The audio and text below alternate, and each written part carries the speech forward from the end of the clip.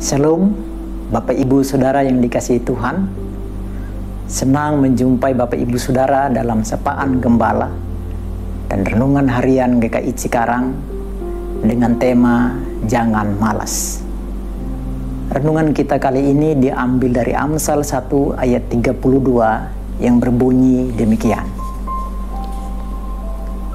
Sesungguhnya orang yang tak berpengalaman akan dibunuh oleh kekerasan hatinya, dan orang bebal akan dibinasakan oleh ketak acuhannya.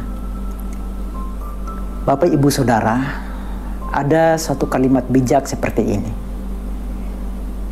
Tidak ada kenyamanan di hari tua bagi mereka yang malas di hari muda. Kalimat ini memiliki makna filosofis yang mendalam, yaitu tentang pentingnya mempersiapkan masa depan dan tidak menunda-nundanya. Ini adalah cara untuk menciptakan masa depan yang lebih baik dan nyaman di masa tua. Masa muda adalah waktu yang tepat untuk bekerja keras, belajar, dan membangun fondasi untuk masa depan.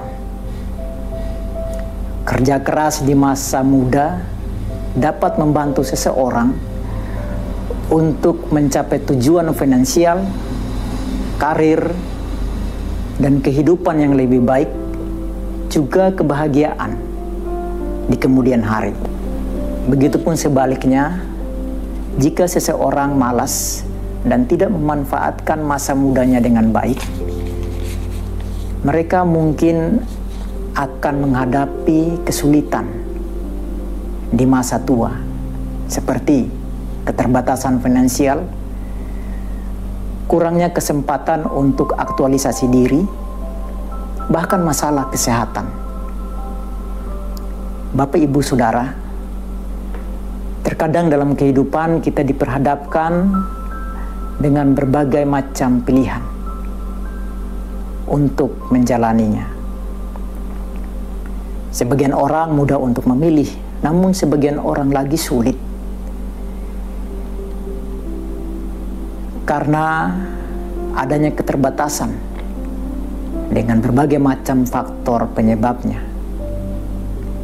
Bicara soal kesuksesan dan keberhasilan seseorang bukan saja tentang materi, karir, kebahagiaan, kesehatan, dan lain sebagainya, tapi juga sukses dalam hidup beriman.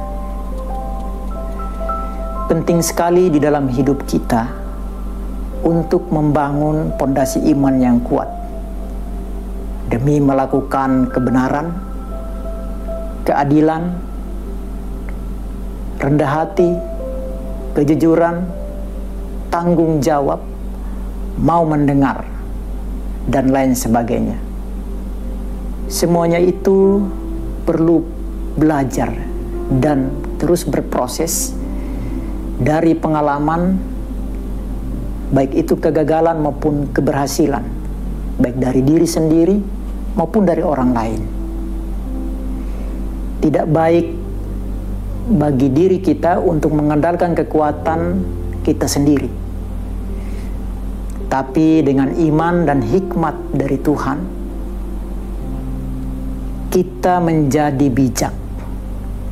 Kita dapat membedakan dan menentukan pilihan yang tepat untuk masa depan kita yang lebih baik, dan dapat menjauhkan diri dari jalan yang salah, seperti kemalasan yang bisa saja membawa kita kepada kebinasaan.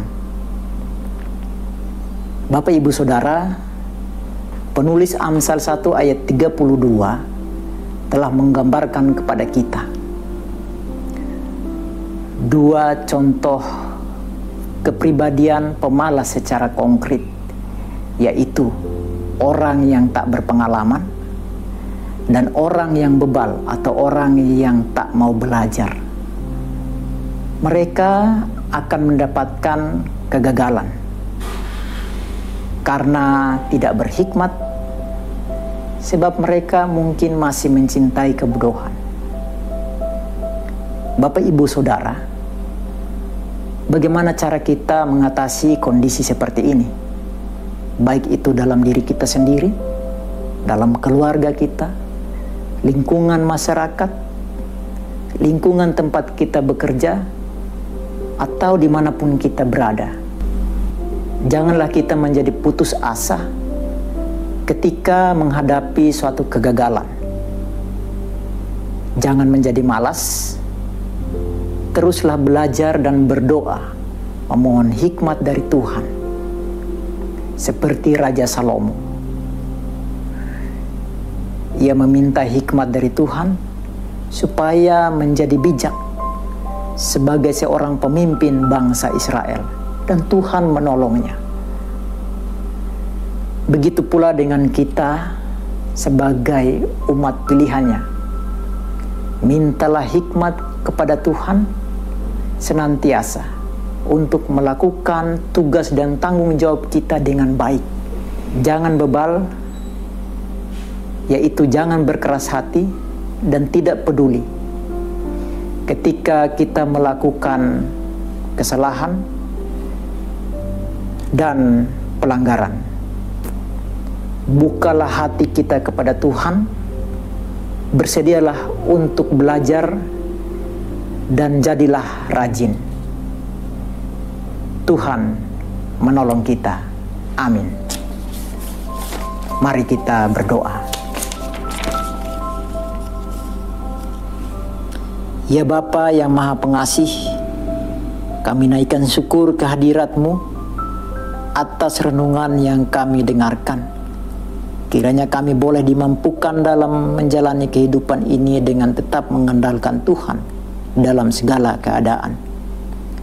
Tolong kami agar tidak menjadi malas, namun terus belajar dan memperlengkapi diri kami dengan firman-Mu dan hikmat dari Tuhan, supaya kami menjadi bijak untuk menentukan pilihan-pilihan dalam kehidupan kami seturut dengan kehendak Tuhan yang mendatangkan kebaikan.